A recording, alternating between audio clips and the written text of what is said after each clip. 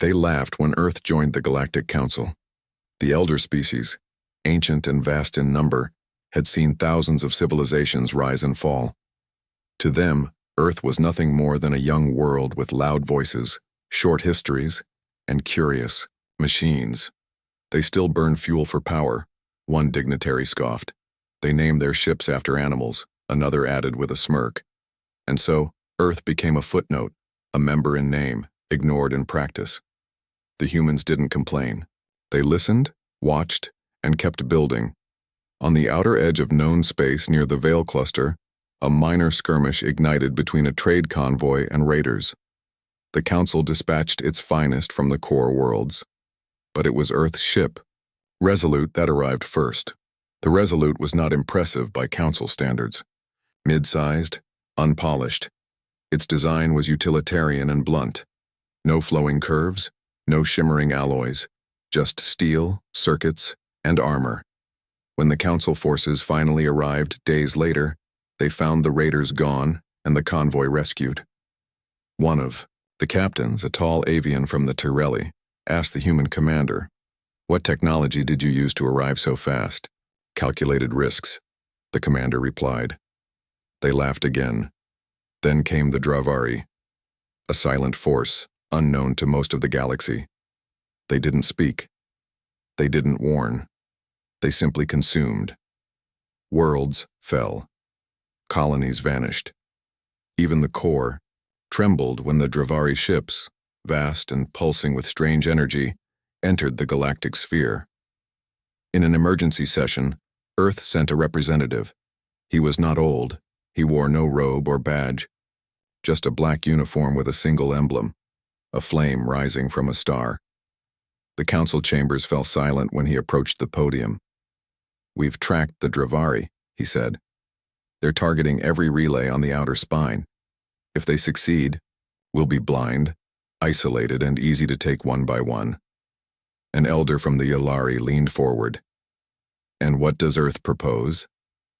The human's voice remained calm. "A strike. One ship. One jump. We hit them first." Laughter echoed again. Even now, in the face of destruction, they couldn't help themselves. "You speak of heroism," another delegate said, "but what can one young world do against an ancient terror?" The human looked across the chamber. "Try us." The Resolute was chosen.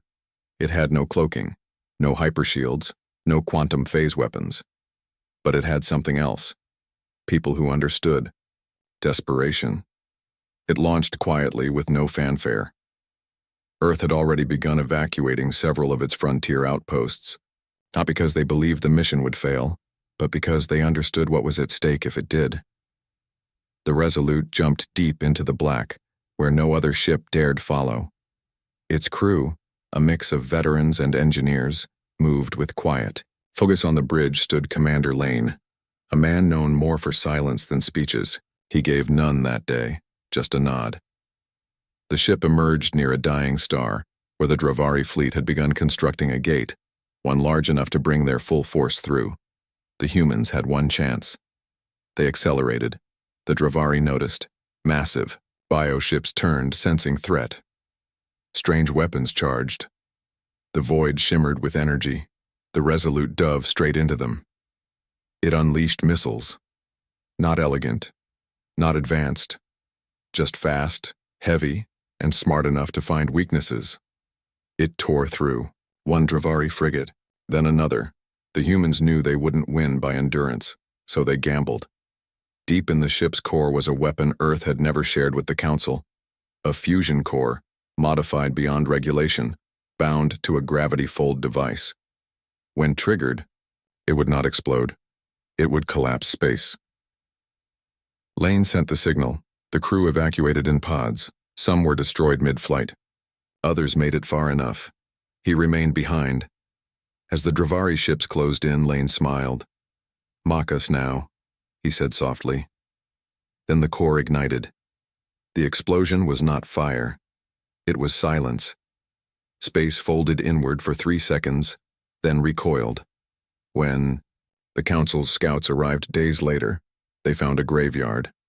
The Dravari fleet, what remained of it, was drifting, lifeless. The gate was gone. Not broken, erased, and in the middle of it all, a single beacon pulsed. The Earth flag, still glowing, held a simple message. We are young, but we are not weak. The council met again. No one laughed. Delegates from a dozen species stood and addressed Earth formally. Apologies were made. Treaties restructured. Earth, still new, was now feared and respected. They hadn't won because of age, or numbers, or glory. They had won because when the moment came, they didn't ask permission. They acted, and their starship, plain and simple, had struck back not for pride, but to protect a galaxy that never believed it needed protecting. In the years that followed, human ships were no longer dismissed. Colonies asked for Earth advisors. Joint fleets were organized, with Earth at the helm more often than not, because even the old races, the ones who had ruled for millennia, now understood. Sometimes youth burns brighter, and sometimes that fire saves everything.